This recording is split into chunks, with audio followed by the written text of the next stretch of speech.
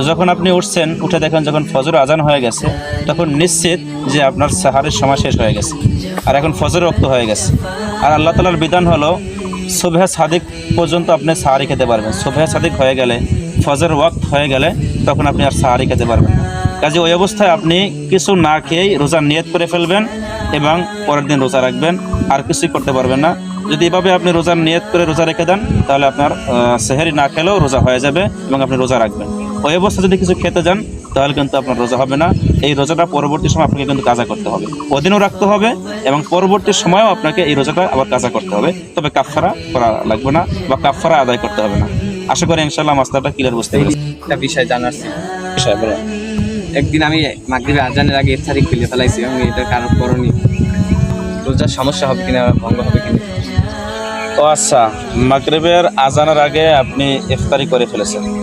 দেখুন,